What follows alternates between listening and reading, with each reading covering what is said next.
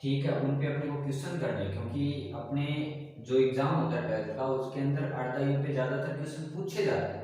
ठीक है, तो जैसे मान लो अपना पहला क्वेश्चन है कि कोई रेडियोएक्टिव पदार्थ है वो विघटन के कारण 24 वर्ष में अपने जो प्रारंभिक मान है उसका जो स्टार्टिंग का मान है उसका कितने परसेंट रह जाता है, 25% रह जाता है। ठीक है, तो उसकी अर्धायु ज्ञात करो। ठीक है, तो अपने कल एक लास्ट में सूत्र निकाला था, दो सूत्र लिखे थे।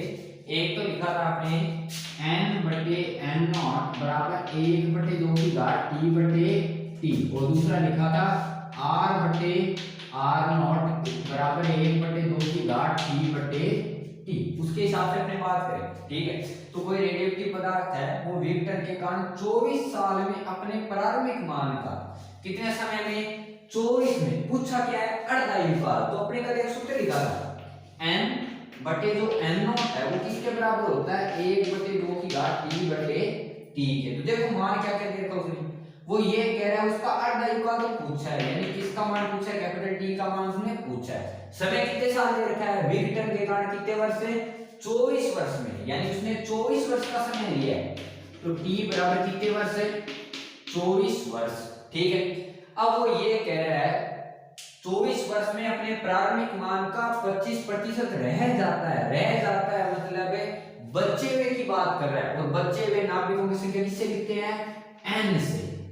ठीक है, यानी वो कह रहा है 25% रह जाता है, तो n का मान कितना होना चाहिए, बचे हुए संख्या, बचे हुए कितने परसेंट बचा रहा है, सिर्फ 25, लेकिन कौन से मान के, प्रारंभिक मान। तो प्रारंभिक मान कितना था अपना, n नॉट माना था, जब t बराबर 0 होता है प्रारंभिक मान कितना लेते हैं, n नॉट। तो n नॉट का कितने परसेंट है, 25% बोल रहा है। वो ये कह रहा है कि 24 साल में अपने प्रारंभिक मान का कितने प्रतिशत रह जाता है, 25%, यानी n रह जाता है, n नॉट का कितने परसेंट है, 25। तो n बराबर n नॉट का 25, यानी 25 बटे कितना आया, 100, ये कितना आया 4 बार, तो ये बच गया n बराबर n नॉट बटे 4। तो ये सूत्र लगाओ, सीधा सा सूत्र क्या है, n बटे n नॉट बराबर 1/2 की घात कितनी, t बटे t।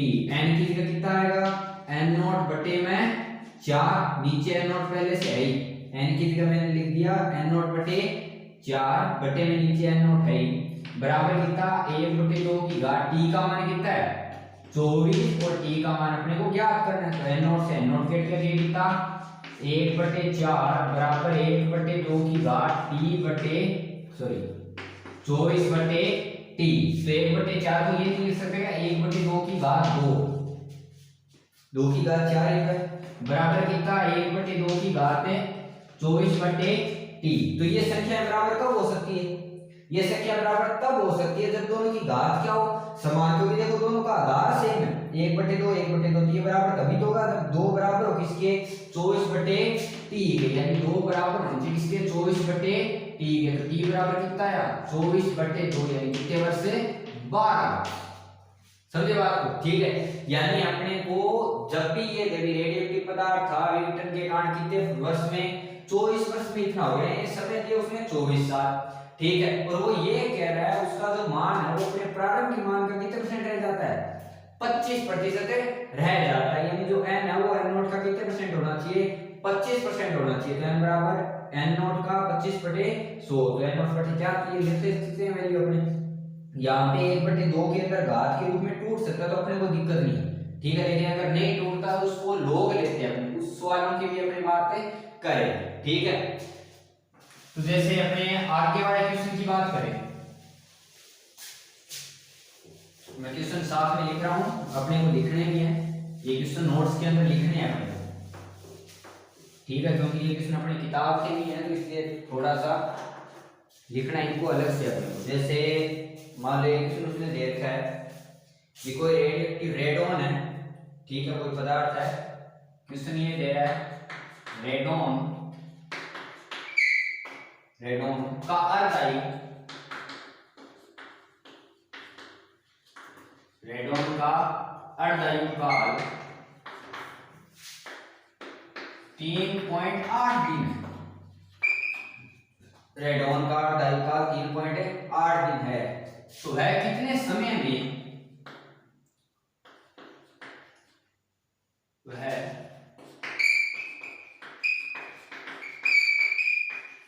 वह कितने समय में अपने प्रारंभिक मान का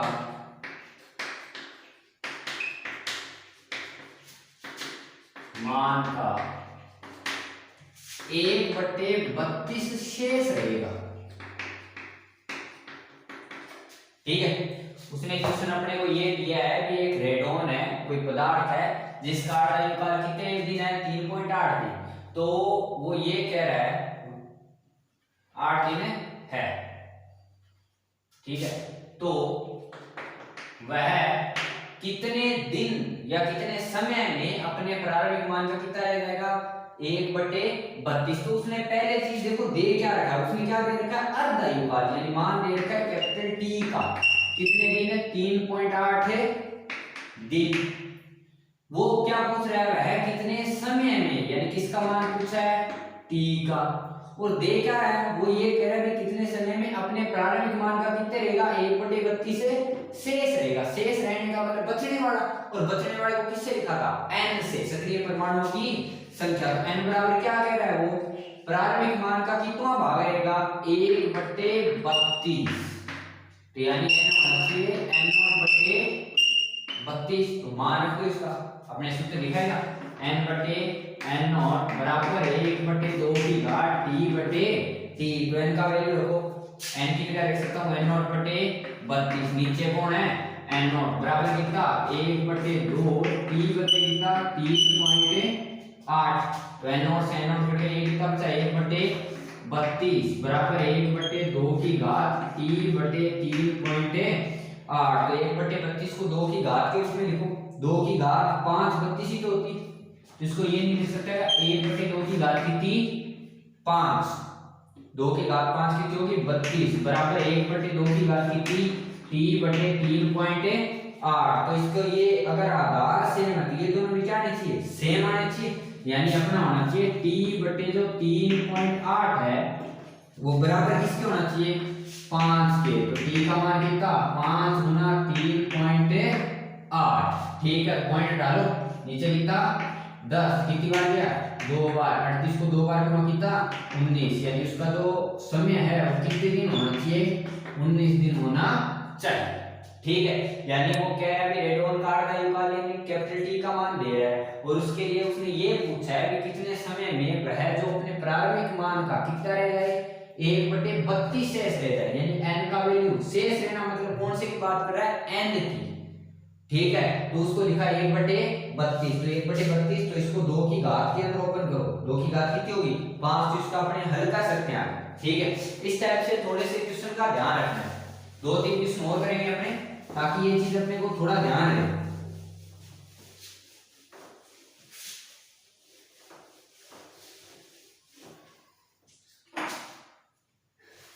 जैसे आगे वाला क्वेश्चन दे रहा है, वो कह रहा है किसी रेडियोएक्टिव तत्व,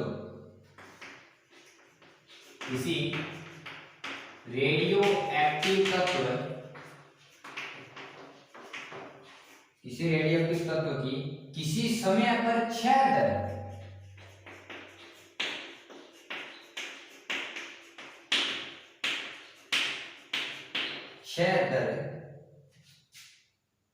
दर 10⁴ न्यूटन प्रति सेकंड है, 10⁴ न्यूटन प्रति सेकंड है। यदि उसकी अर्धायु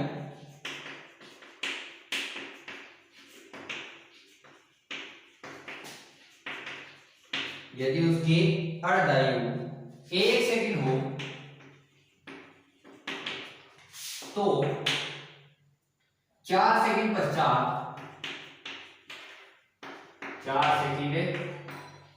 पश्चात उसके क्षय की दर क्या होगी,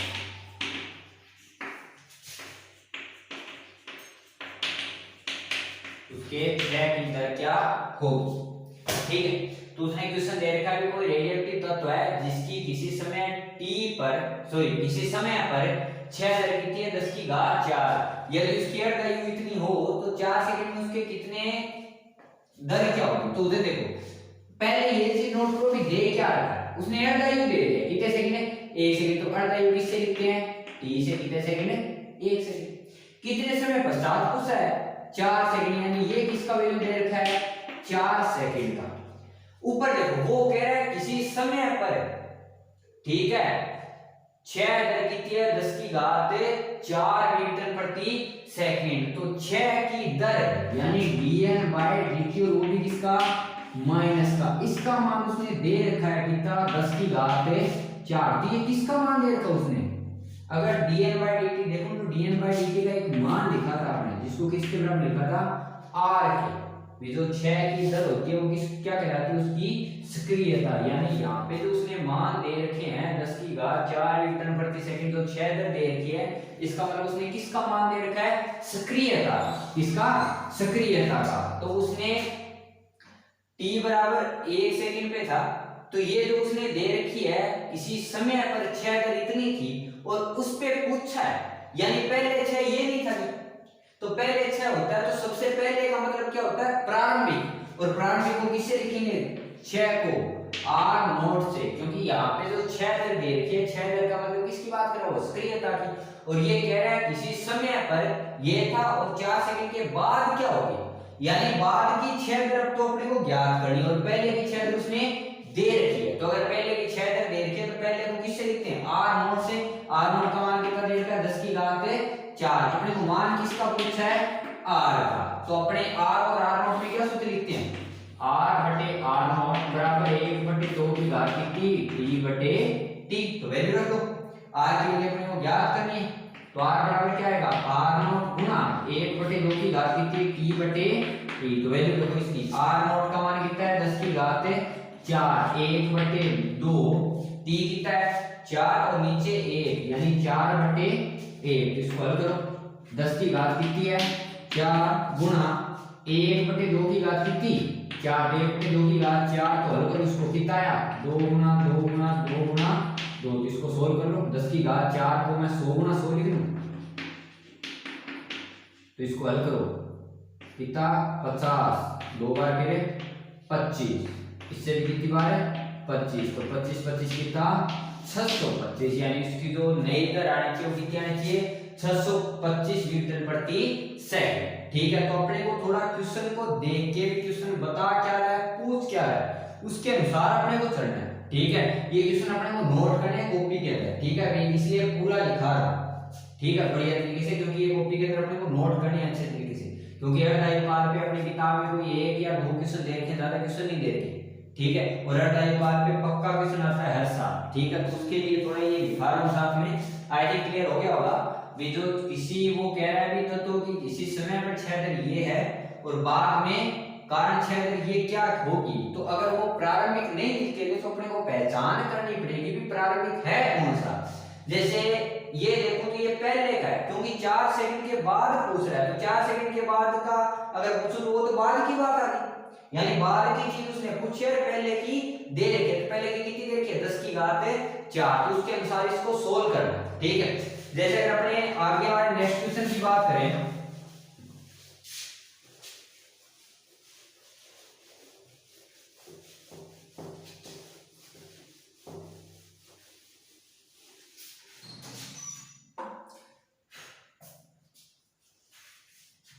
जैसे वो आगे क्वेश्चन दे रखा है कि कोई रेडियोएक्टिव तत्व है। ठीक है, वो कह रहा है किसी रेडियोएक्टिव तत्व के लिए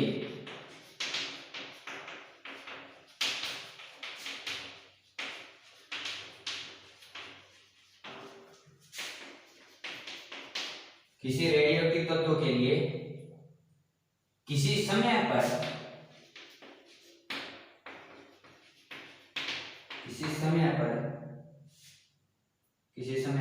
जो गणित है, गणित का मतलब ये है उसको रीडिंग देने वाला भी क्या विघटन हो रहा है उस सबको मापने वाला गणित 640 न्यूटन प्रति सेकंड, 640 न्यूटन प्रति सेकंड दर्शाता है। उसके बाद वो कह रहा है 1 घंटे पश्चात यह 80 विघटन प्रति सेकंड दर्शाने लगता है। तो अर्धवायु याद करो,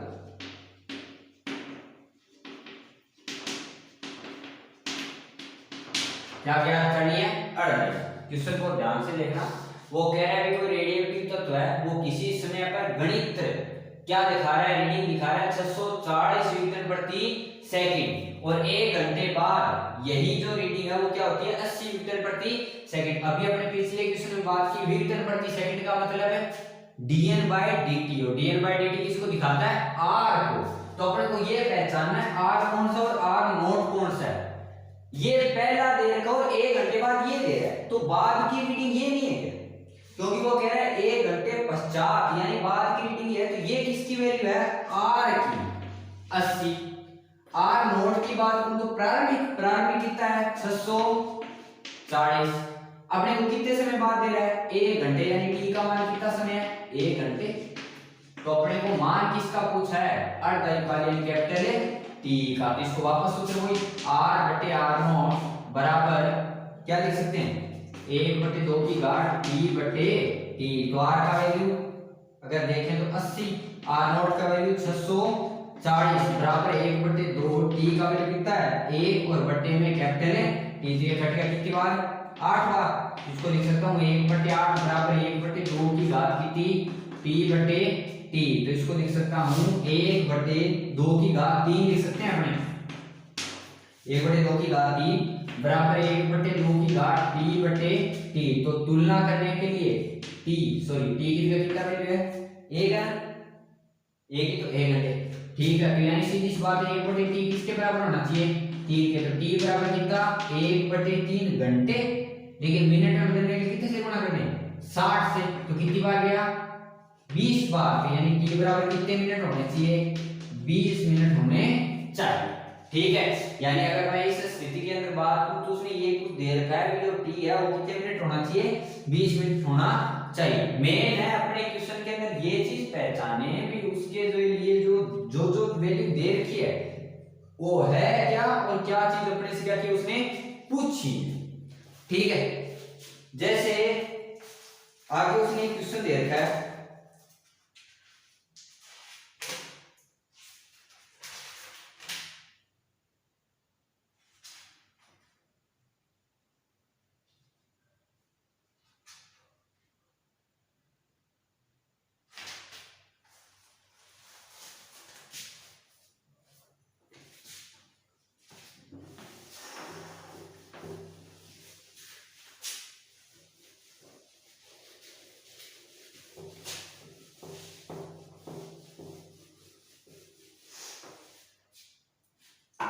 नेक्स्ट क्वेश्चन उसने दे रखा है कि वो क्या है थोरियम है,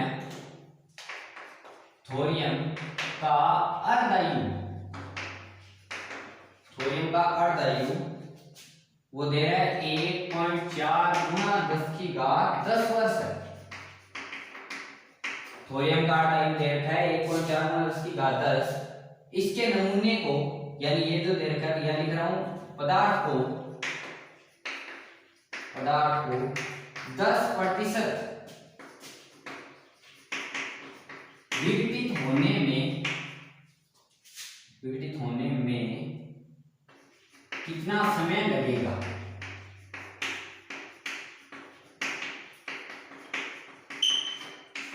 वो ये कह रहा है कि कोई पदार्थ है थोरियम, उसका अर्धवायु इतना है, ठीक है 1.4 गुना 10 की घात 10।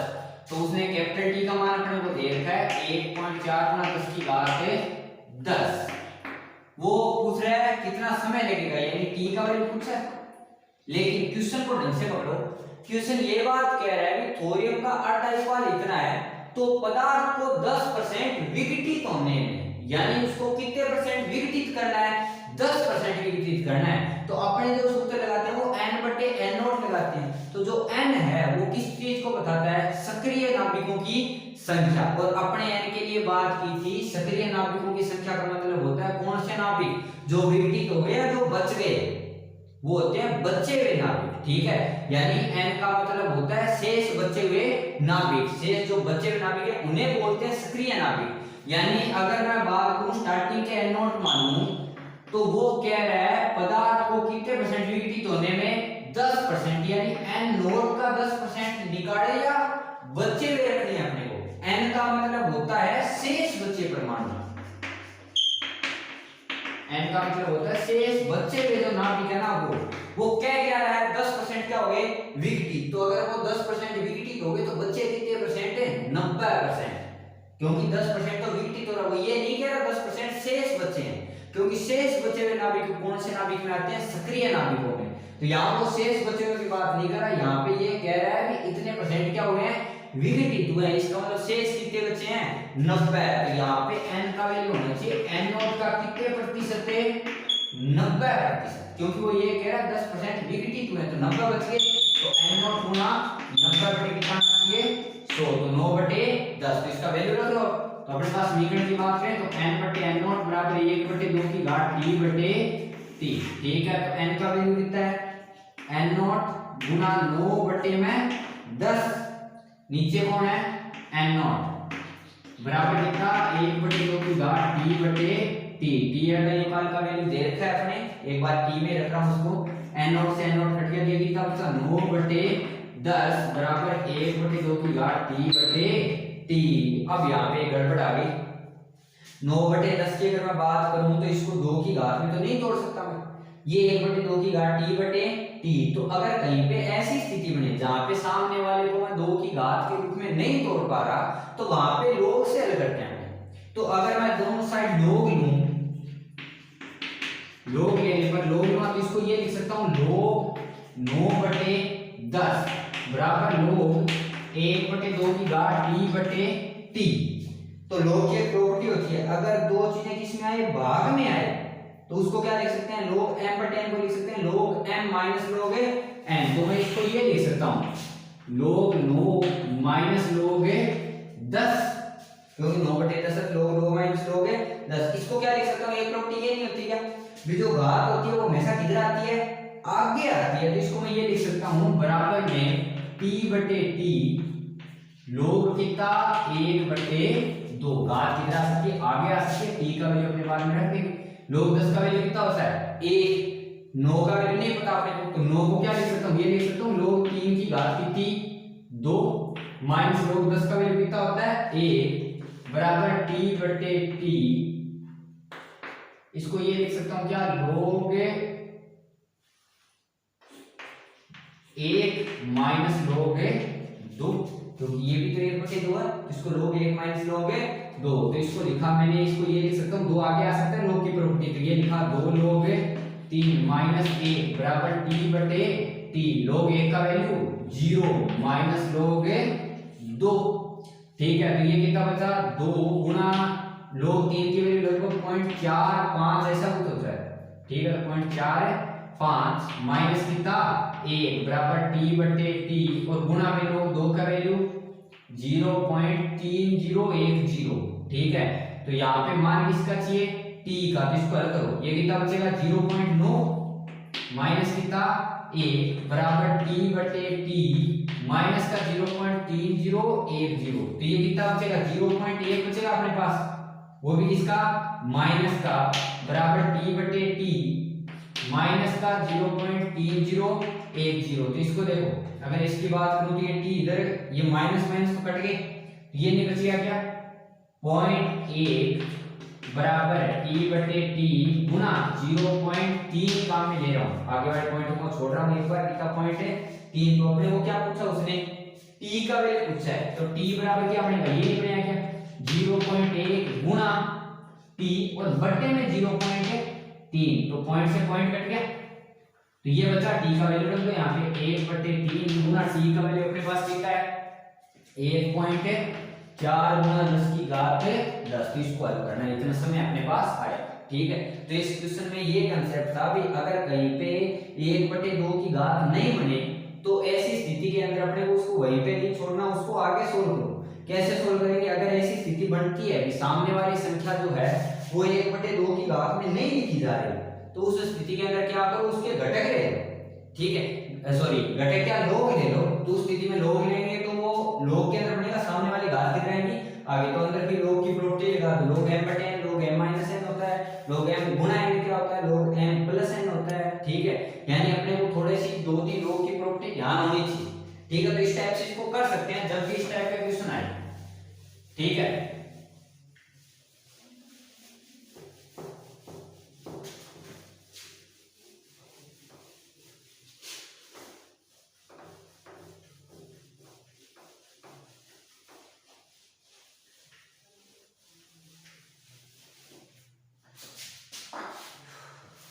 अब अगर आगे वाले क्वेश्चन की बात करें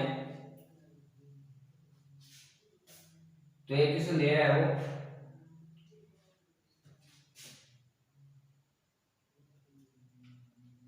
वो कह रहा है एक रेडियोएक्टिव पदार्थ है, ठीक है, कोई रेडियोएक्टिव पदार्थ या एक पदार्थ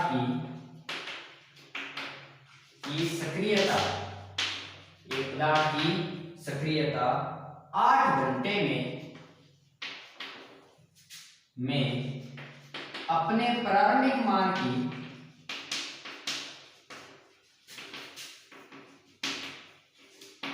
अपने प्रारंभिक मान की 1/16 रह जाती है, 1/16 रह जाती है। तो अर्धयुगाल याद करो,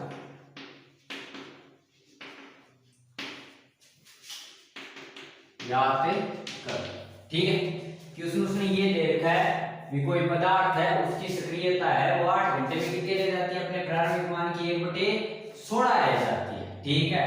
तो क्या याद करो, अर्धआयु, अर्धआयु यानी अपने को कैपिटल टी का मान पूछा है, स्मॉल टी का मान कितने घंटे दे रखा है, 8 घंटे, और वो ये कह रहा है सक्रियता रह जाती है। इसका मतलब किसकी बात कर रहा है, आर की। तो आर बराबर वो कह रहा है प्रारंभिक की कितनी 1/16, यानी आर बराबर r0/16। तो वैल्यू रखो सीधी सी, r/r0 बराबर 1/2 की घात कितनी t/t। तो r किसका क्या आएगा, r0/16, नीचे r0 है बराबर 1/2 t की घात t/t, ये कट गया, ये कितना 1/16 बराबर 1/2 की घात t का मान अपने कितना दे रखा है 8, नीचे कैपिटल T का मान है पूछा, तो 1/16 क्या लिख सकता हूं, 1/2 की घात कितनी 4, 8/t। तो घात नीचे वाला सेम है, तो इसलिए घात भी क्या होना चाहिए, बराबर। तो सीधा सा आ गया 8/t किसके बराबर होना चाहिए, 4 के। t बराबर आएगा 8/4, यानी कितना 2, ठीक है। यानी उसका जो अर्धआयुकाल है वो कितने घंटे है, उसका 2 घंटे उसका क्या है, अर्धआयुकाल, ठीक है। तो अपने को थोड़ा सा ध्यान रखना है इस टाइप के क्वेश्चन में।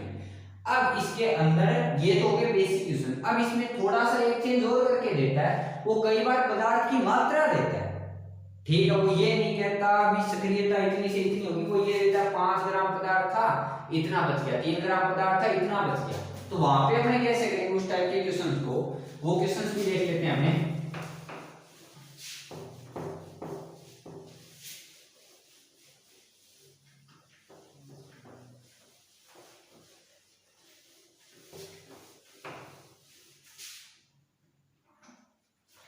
वो क्वेश्चन दे रहा है,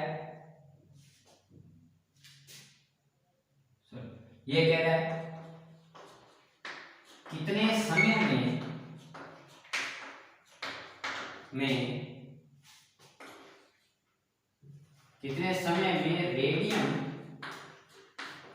कितने समय में रेडियम का शुद्ध धातु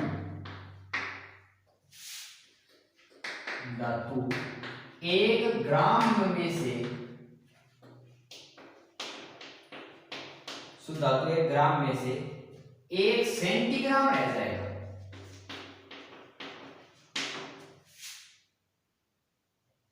सेंटीग्राम रह जाएगा यदि अर्धआयुकाल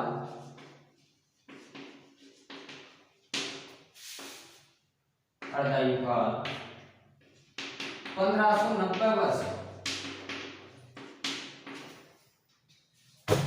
क्वेश्चन अपने को ये बात कह रहा है भी इतने समय में रेडियम का शुद्ध धातु 1 ग्राम से कितने ग्राम रह जाएगा, 1 सेंटीग्राम। तो उसने पूछा है अर्धआयुकाल, पूछा है अर्धआयुकाल, उसने दे रखा है कितना 1590 वर्ष, ठीक है। टी उसने अपने से पूछा है। लेकिन चाहे n की बात करें या n नोट की, r की और r नोट की, तो n का मतलब होता है नाभिकों की संख्या, r क्या होता है सक्रियता, तो उसने दोनों ही नहीं दे रखी अपने को, ठीक है। अगर n दिया हुआ तो n बटे n नोट करके उसको हल कर देते, लेकिन वो ये कह रहा है कि कितने पदार्थों में रेडियम 1 ग्राम है, ठीक है, और कितने सेंटीग्राम है, 1 ग्राम से 1 सेंटीग्राम रह जाता है, तो ये लिखना है। तो अपने जो सूत्र लिखते हैं वो n बटे क्या लिखते हैं, n नोट, यानी सूत्र आना चाहिए n बटे n नोट बराबर 1 बटे 2 की घात t बटे t, यानी अपने को नाभिकों की क्या चाहिए, संख्या चाहिए। तो एक चीज देखो, अगर मैं ये कहूं मेरे पास 10 परमाणु है, कितने परमाणु है, 10, तो 10 परमाणु का मतलब है मेरे पास नाभिक कितने हैं, 10, क्योंकि एक परमाणु में कितना नाभिक होता है, एक ही तो होता है, ठीक है। तो यहाँ पे अगर मैं बात करूं कि मेरे पास है n जो है वो सक्रिय नाभिकों की संख्या ही तो होती है, तो मैं अगर ये पता कर लूं कि इसमें परमाणु कितने हैं, तो परमाणु की संख्या किसके बराबर होगी, नाभिकों की संख्या के। तो अगर कहीं पे किसी चीज का मान दिया जाए, वजन दिया जाए, द्रव्यमान दिया जाए, ठीक है, तो उसकी संख्या कैसे निकालते हैं, तो सूत्र यही तो होता है, परमाणुओं की संख्या, परमाणु संख्या बराबर क्या लिखते हैं, मोल गुणा अवगाद्रो संख्या, यानी द्रव्यमान बटे में उसका अणुभार और गुणा अवगाद्रो संख्या, ये तो बताता है परमाणु की संख्या, ठीक है। यानी परमाणु संख्या क्या लिखते हैं, द्रव्यमान बटे अणुभार गुणा अवगाद्रो संख्या, तो जितने परमाणु होंगे उतने ही क्या होंगे, नाभिक। तो बात करो किसकी, n नोट की, परमाणु की संख्या मतलब है n नोट, लेकिन n नोट का मतलब सबसे पहले की बात कर रहा हूं, तो सबसे पहले का द्रव्यमान आना चाहिए, द्रव्यमान कितने ग्राम है, 1, नीचे अणुभार, अणुभार अपने को नहीं पता, मैंने मान लिया अणुभार क्या है, m, अणुभार क्या है, m, गुणा अवगाद्रो संख्या यानी क्या आया, n, ठीक है। ये तो आया n नोट, n का मतलब सक्रिय नाभिकों की संख्या, सक्रिय नाभिक का मतलब वो नाभिक जो क्या हो गए, बच गए, ऐसे नाभिक जो क्या हो गए, बच गए। तो बचे हुए नाभिक कितने सेंटीग्राम है, 1 सेंटीग्राम, तो 1 सेंटी का मतलब 10 की घात माइनस 3 ग्राम हो गए।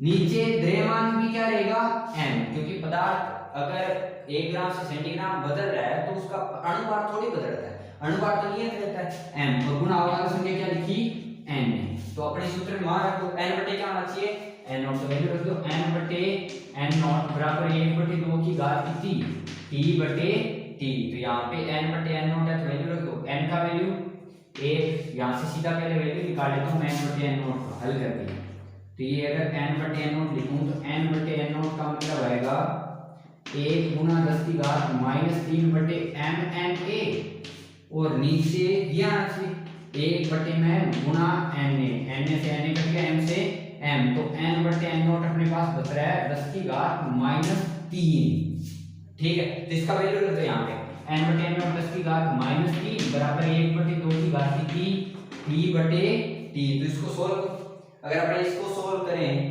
तो t का वैल्यू दे रखा है, t का वैल्यू 1590 वर्ष दे रखा है, तो इसको हल करना पड़ेगा अपने। तो अगर इसको हल करूं तो सामने वाला यार 2 की घात में तो बढ़ नहीं सकता, ठीक है, तो इसको क्या करो, लोग ले लेते हैं, तो इसको ये लिख सकते हैं, या दोनों साइड लोग लेने पर लोग 10 की घात माइनस 3 बराबर लोग 1 बटे 2 की घात t बटे t, तो ये माइनस 3 आगे आ सकता है, लोग 10 बराबर ये t बटे t आगे आएगा, लोग 1 बटे 2 को क्या लिखेंगे, लोग 1 माइनस लोग 2, लोग 1 का वैल्यू कितना 0 और 10 का वैल्यू 1, यानी माइनस 3 बराबर t बटे t माइनस लोग 2, माइनस माइनस कट गया, तो अपने को अर्धाई का दे रखा t का मान पूछा है, तो t बराबर ये नहीं बनेगा 3 गुना t बटे लोग 2, तो वैल्यू रख दो इसका 3 गुना t का वैल्यू 1590, और ये लगभग 0.3 के आसपास होता है, तो पॉइंट हटा ले, ऊपर कितना रहेगा 10, 3 से 3 कट गया, तो लगभग 1590 गुना 10 है, ठीक है, तो इतने वर्ष से आना चाहिए।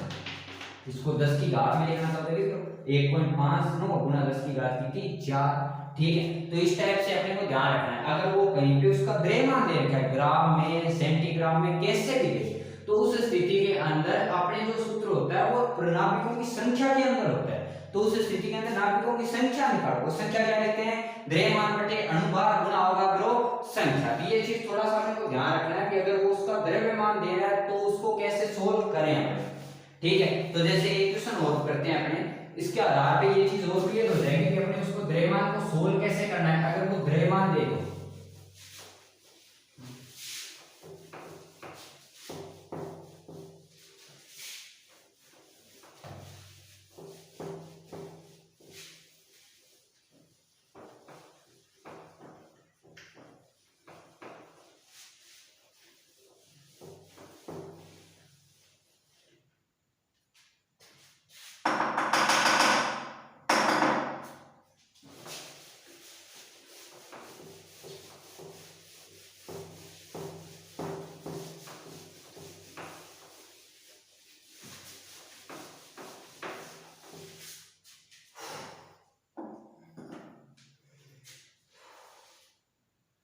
आगे का क्वेश्चन ये दे रहा है 10.24 मिलीग्राम mg रेडोन, कोई पदार्थ है रेडोन, 10.24 मिलीग्राम रेडोन का प्रतिदर्श, प्रतिदर्श का मतलब होता है पदार्थ की बात कर रहे हो, ठीक है, प्रतिदर्श विघटित होकर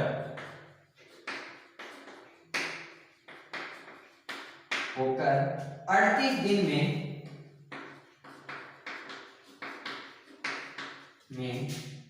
कितना रह जाएगा,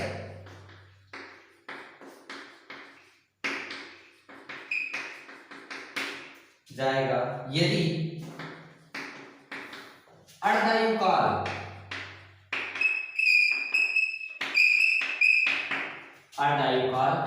3.8 दिन, ठीक है। क्वेश्चन वो ये दे रहा है भी अपने पास 10.24 मिलीग्राम कोई रेडोन नाम का पदार्थ है जो विघटित होकर 38 दिन में कितना रह जाना चाहिए, ठीक है। यानी उसने टाइम कितने दिन दे रखा है, 38 दिन, और अर्धायु 3.8, यानी उसने कैपिटल टी का वैल्यू दे रखा है 3.8, स्मॉल टी का कितना 38, लेकिन जो सूत्र होता है वो n और n नॉट में होता है। n और n नॉट का मतलब होता है परमाणुओं की संख्या या नाभिकों की संख्या। तो उसने कहीं पे संख्या दे रखी है, नहीं दे रखी, तो अगर मैं बात करूं n नॉट की, तो n नॉट क्या होना चाहिए, प्रारंभ में नाभिकों की संख्या। अभी अपने लिखा नाभिकों की संख्या का मतलब क्या लिखते हैं, द्रव्यमान बटे उसका अणुभार और गुना अवगाद्रो संख्या। तो यहाँ पे अगर n नॉट की बात करूं तो द्रव्यमान स्टार्ट n नॉट का मतलब स्टार्टिंग में, तो स्टार्टिंग में इतना ही तो है 10.24 मिलीग्राम, मतलब 10 की घात -3 अणुभार। अब पदार्थ का द्रव्यमान आ गया बटे अणुभार में क्या माना m और गुना अवगाद्रो संख्या क्या लिखी n। अपने को दूसरा मान किसका चाहिए, उसने बाद में क्या पूछा, विघटित होकर कितना रह जाएगा, यानी द्रव्यमान पूछा है, तो n बाद का नहीं पूछा गया, तो बाद का द्रव्यमान कितना मान लो x है, तो x बटे में उसका अणुभार, द्रव्यमान बटे उसका अणुभार गुना अवगाद्रो संख्या, ये तो बनेगी उनकी संख्या। तो अपने को अगर मैं समीकरण बनाने, समीकरण n बटे n नॉट में बनेगी, तो भाग कर लो n बटे n नॉट की अगर मैं बात करूं तो n का मान आना चाहिए x बटे n गुना n में, और उसके नीचे आना चाहिए 10.24 गुना 10 की घात -3 बटे में गुना में n, तो n से n कट गया, m से m कट गया, तो अपने पास n बटे n नॉट का उत्तर आ गया बराबर x बटे में 10.24 गुना 10 की घात -3, ठीक है।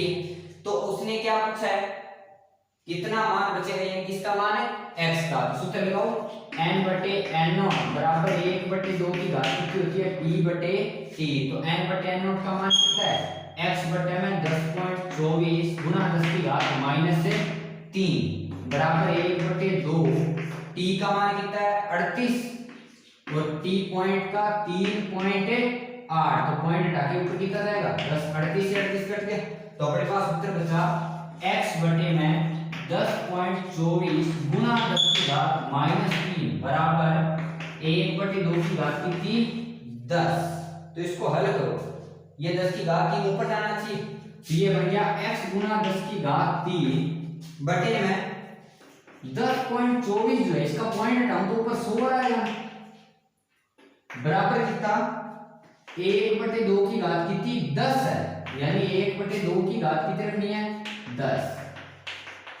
4 5 6 7 8 9 और 10, यानी नीचे 2 की घात कितनी है 10 है। तो इसको हल करके देखो, इसको देखो तो x गुणा 10 की घात कितनी बढ़ गया 5, नीचे 1 4 24। तो इसको तोड़ के देखो कितना बनेगा 10, अगर देखो 4 8 16 32 64 128, ये शायद इतना ही होता है। फिर इसको हल करेंगे तो आएगा 1 4 24, ठीक है। यानी अगर 2 की घात 10 हल करूं तो 1 4 24 बनना चाहिए, ठीक है आई थिंक। तो 1 4 24 से 1 4 24 गया, तो x गुना 10 की घात 5 बराबर कितना 1, तो x का मान कितना है 1/10 की घात 5 ग्राम, ठीक है। तो अपने को थोड़ा सा ध्यान रखना है इस टाइप के क्वेश्चन में भी, जब भी अपने को द्रव्यमान दे तो पहले उसके अणुओं की संख्या में बदलो, क्योंकि जो समीकरण अपने लिखी थी n/n0 वाली या r/r0 वाली, वो उनकी संख्या के लिए थी, द्रव्यमान के लिए नहीं थी। तो वहां पे पहले उसके द्रव्यमान को किसमें बदलो संख्या में, और संख्या क्या लिखते हैं द्रव्यमान बटे उसका अणुभार और गुणा कौन सी संख्या अवगाद्रो और संख्या, ठीक है। तो इस लेक्चर के अंदर अपने इसके क्वेश्चन पे ज्यादा फोकस करना है, आगे अपने इसको आगे स्टार्ट करेंगे। लेकिन ये जो क्वेश्चंस है वो सारे अपने नोटबुक के अंदर किए हुए होने चाहिए, क्योंकि अर्धआयुकाल पे हर साल क्वेश्चन आता ही आता है। तो इसमें अपने को इसलिए मैंने स्पेशली सारे क्वेश्चन करवाए हैं अलग से, ताकि अपने को ध्यान रहे, क्योंकि बुक के अंदर क्वेश्चन दे रखे हैं सिर्फ 2-3, ठीक है। तो इसलिए थोड़ा इनको टाइम देना पड़ेगा, और फिर भी अगर कोई क्वेश्चन में दिक्कत हो तो आप लोग पूछ सकते हैं, ठीक है। लेकिन ये जो क्वेश्चन कराए वो अपनी बुक में होने, कॉपी के अंदर लिखे हुए होने चाहिए नोट्स के अंदर, ताकि ये थोड़ा अपने क्लियर है। क्योंकि अर्धआयुकाल पे क्वेश्चन आता है कि क्वेश्चन से दे रखे हैं अर्धआयुकाल दे रखा है 6 अंक पूछा है, तो वो तो नॉर्मल सूत्र वाले हैं, जैसे अर्धआयुकाल क्या लिखते हैं 0.693 बटे लैम्डा, टी आप दे दिया, लैम्डा पूछ लिया, तो वो तो बेसिक क्वेश्चन है, वो तो अपने कर सकते हैं आसानी से। लेकिन इस टाइप के क्वेश्चन में थोड़ा सा ध्यान रखना है कि किसको किस प्रकार से ट्रीट करना है, ठीक है।